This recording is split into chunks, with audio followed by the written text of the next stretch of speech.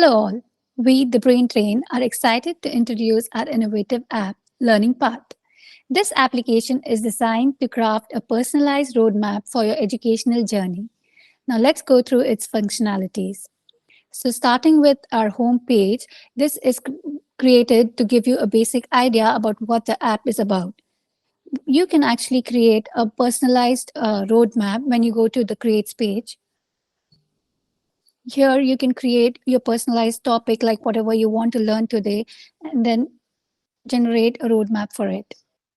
Now that you see the roadmap has been generated, you can actually see the hours also attached to every topic for how long it's going to take for you to complete the whole course. If you're happy with the course, you can also save it so that for your future references, you can go back to it and refer again. Or if you're not, then you can generate a new roadmap.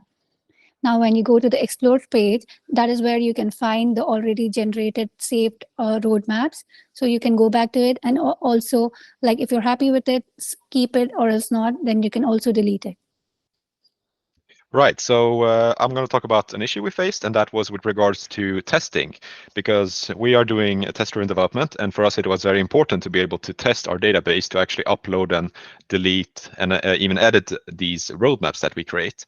Unfortunately, this is a document database that we're using since it's a lot of hierarchical data, and we didn't find a good equivalent to H2, which is a common SQL in-memory database that is used for testing. So we tried a few, but they didn't work. So we ended up going with actually testing the database itself, so the deployment.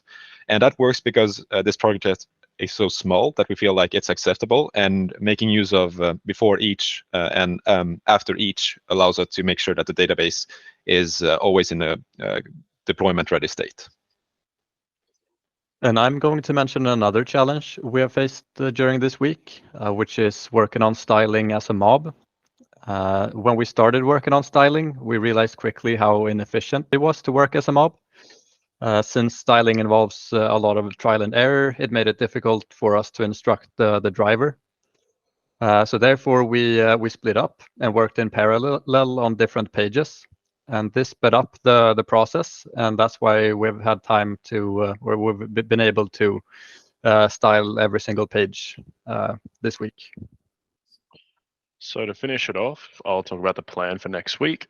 So unfortunately, our group is saying goodbye to two of our members, Caesar and Edward, but they're starting their careers in the industry, so we're happy for them, of course.